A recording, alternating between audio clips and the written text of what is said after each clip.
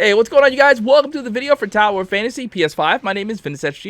In one of my recent videos, someone left a comment about the value of Zero and the negating cube and how it's still viable today as a support character or support weapon because of its abilities. And in this video, I wanted to vocalize my agreement with them, especially when it comes to new players of Toweroffantasy. Now, really quickly though, before I get into more specifics about why Zero is so good for new players, do me a favor if you're new here and sub to the channel with notifications on and like the video. I'd really appreciate it. Thank you. Alright, so for new players to the game, Zero is an extremely good unit because he has one very unique ability that helps out an entire team during tough raids. Zero's discharge skill, called Omnium Wave, literally grants nearby allies damage immunity for 3 seconds. This ability has and probably will always be the best thing about this weapon, and I'm not sure if another character in the game has the ability to do this for a team.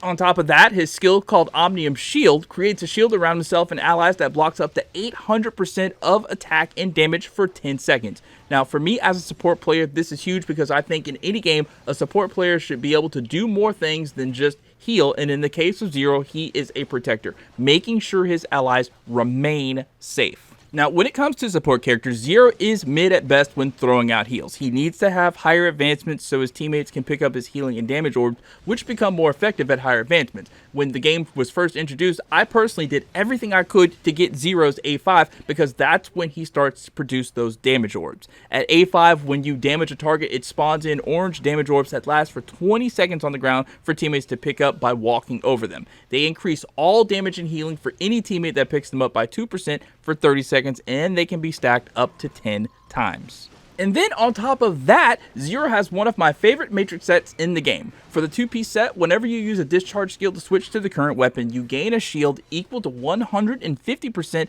of attack for 6 seconds. This is huge. When in combat, and I have this equipped on Zero or some other support weapon, I will always try to keep a discharge skill handy in case my health drops low so I can switch to the support weapon, get heals and shields. I usually do this with either Fiona or Coco Ritter because Zero himself already comes with the ability to create a shield with his skill, so I can essentially stack shields upon shields. This is really great for support that needs to stay alive to keep his team alive, or even in tank role when trying to mitigate boss damage. One of my favorite things to do in Toweroffantasy that people call me fated for is to use Zero in Fortitude role with 2 tank weapons, simply for the shields and support to other DPS melee players nearby who would benefit from Zero's orbs. In tank role, my 2 favorite Zero builds use Lan the Vermilion Bird and Mimi the Azure Dragon for a fire tank build, and the other uses Saki and Meryl with Zero to become an ice tank.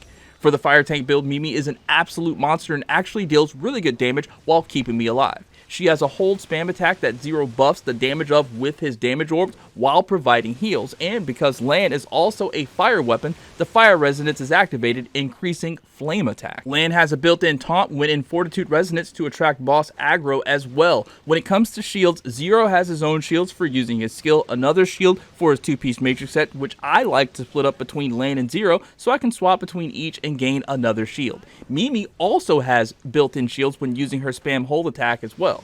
This also activates shields for nearby teammates. And on top of all of those shields, I use the relic called Kuat Shield to activate a shield on command when needed. For my frost tank of Meryl, Saki, and Zero, it's perhaps more tanky with less shields because of Saki and her ability to ignore and mitigate damage. Add in Meryl, which I have at A6 in the 4-piece matrix set that also has the ability to create shields and restore HP. I mainly keep Saki on field as much as possible, using her ability to block damage and switch to Zero when I need to protect the team with a discharge skill and shields.